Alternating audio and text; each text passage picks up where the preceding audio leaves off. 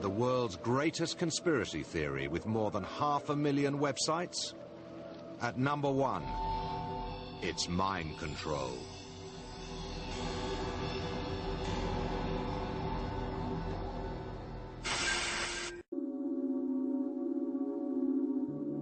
We know there are official papers on various other experiments back in the Cold War conducted by the CIA when they used drugs and all kinds of stuff on people, looking for truth serums, things that would bend people's consciousness. They gave people LSD, they gave people all kinds of strange things. So the notion that the CIA would investigate ways of bending your brain wasn't startling. As long ago as the 60s, a scientist named Delgado was able to stop a charging bull in its tracks using a radio-controlled implant in its brain. Anybody can look this up anywhere. I'm not making this up. I found that you don't have to make anything up. Reality is so stunningly bizarre. The American government has experimented on its own people on a number of occasions. If the mind control conspiracy theory doesn't make you paranoid, nothing will. If there's nothing in all this, why did I get a series of anonymous telephone calls at around 4 in the morning, one of which said I should leave the country or be killed because I knew too much? Are they schizophrenic? Are they mentally ill? Are they a little bit too impressionable? Have they seen too many episodes of The X-Files? All of the above. There is a history of, conspiracy, real conspiracy involving the CIA and mind control. That's how bad it's got. We've lost faith in government agencies to such an extent that we now think they're capable of anything, no matter how horrendous. Let's face it, we know enough about governments and their secret servants to know that if they could do this, they would do this. If they could find a way of making us all believing what they say, damn right they're going to pursue it. How do we stop the world of conspiracy from spiraling into madness? I don't find anything impossible. Once you find things impossible, you're editing possibility. I look at information, and if it's compelling, I go with it. If it's not, I don't. It might seem laughably unlikely if it weren't for the fact that mind control technology exists and has been used for years. It's not a theory. It is fact. It went into overdrive after the Korean War, when POWs were returned who had been tortured by the Chinese. They seemed apparently normal and functioned normally, but then it became apparent that they had become Chinese agents, that they had been brainwashed and programmed.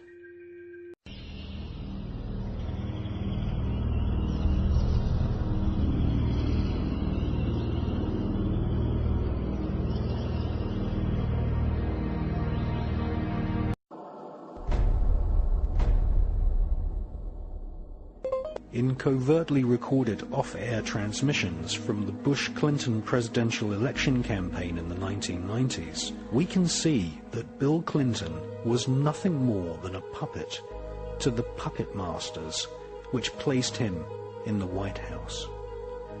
Bill Clinton's demeanor seems to be similar to a person who is under a hypnotic trance.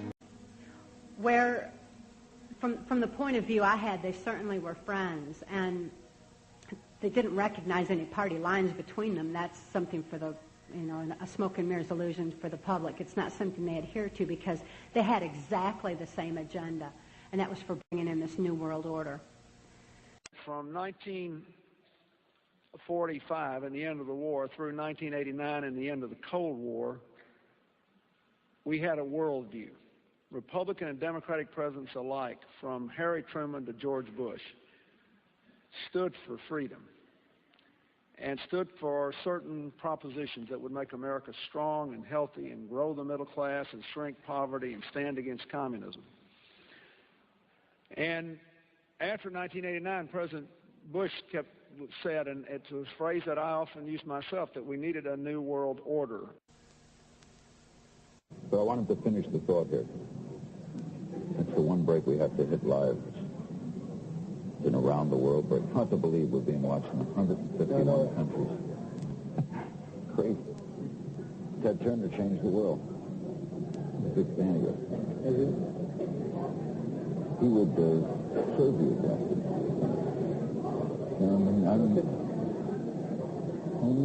Miss Reddy, what's you got left in life to gain? After you're elected, think about it. No dope. That's for sure. Great guy to work for, too.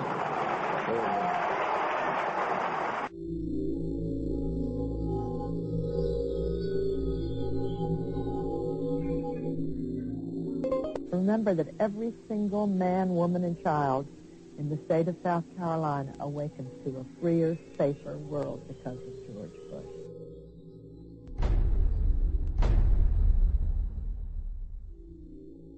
Cole, I would remind you and the people of Florence that all of us awaken every single day to a freer, safer world because of George Bush.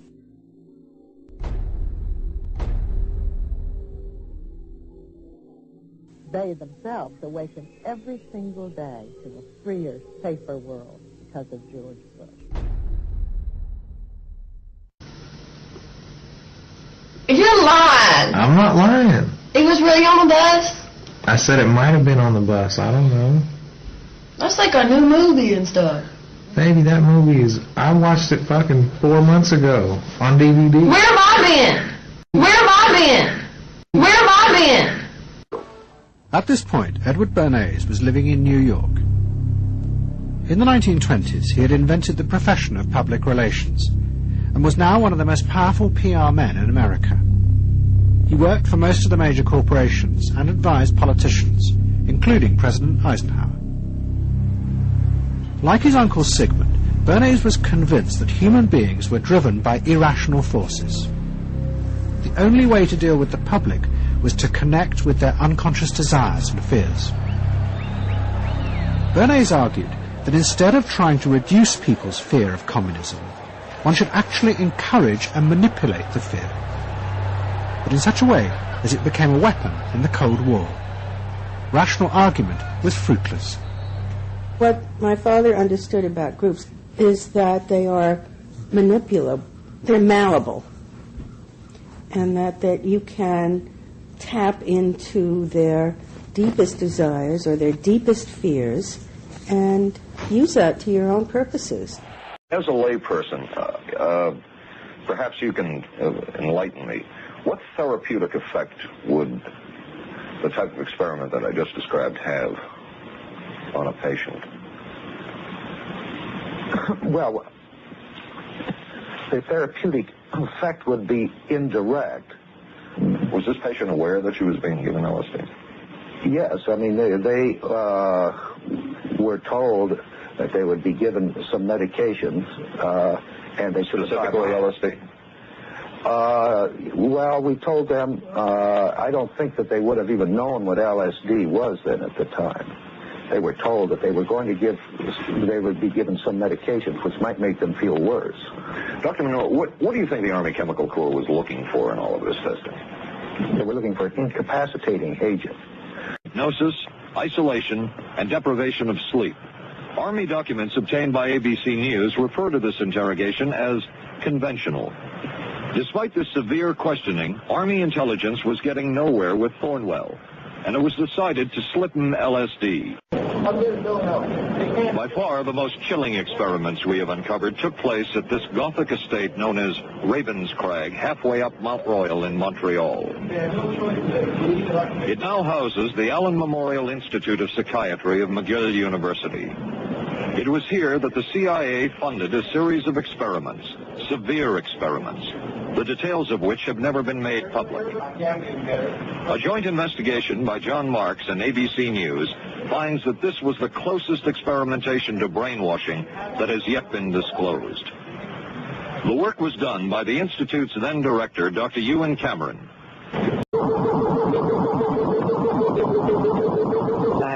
I had several sensations. I was a squirrel in a cage. I was Alice who'd taken the wrong pill and suddenly grown very small, and I couldn't get off the bed, and what was I going to do? How was I going to get the pill that would make me larger again?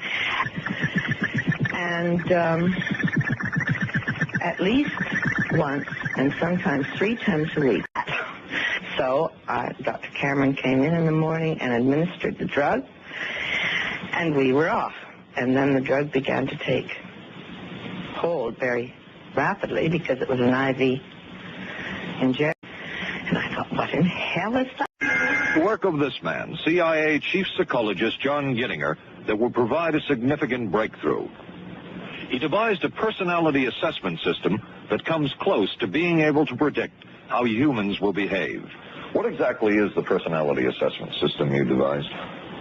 It's really a descriptive system, an attempt to try to describe personality in a relatively systematic way so that hopefully you can get some kind of an idea to predict what is the behavior between different kinds of individuals. Obviously, in intelligence work, like anything else, there is a considerable amount of sizing up. So we experimented with all kinds of ideas about what one should look for to try to see whether or not this could give us clues of the motivations of somebody else, the attitudes of somebody else, the veracity of somebody else. Gittinger's system had many uses in intelligence work. One was to draw personality portraits of world leaders. Using Gittinger's system, the agency concluded the Shah of Iran is a brilliant but dangerous megalomaniac whose basic problems resulted from an overbearing father. And there were other applications. Your assessment staff played a key role in helping other governments pick their police intelligence agencies, including, we've learned, the Korean CIA, Uruguayan National Police. Can you tell us about this? No. Other experiments were not as conventional. Neurophysicist Dr. Jose Delgado was financed by the Office of Naval Research. In this experiment, the bull is sedated. Electrodes are implanted in its brain. Delgado transmits an electronic impulse to the center of the bull's brain. Delgado has remote control of the animal. Recently released CIA documents refer to the feasibility of remote control of animals, and that special investigations will be conducted toward the application of selected elements of these techniques to man.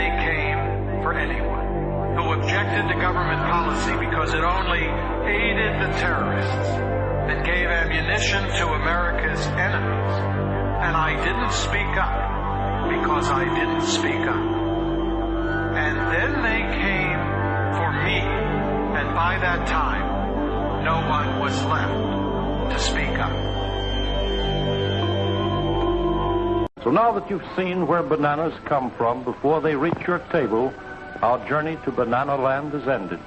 We hope you enjoyed the trip. We know you like bananas.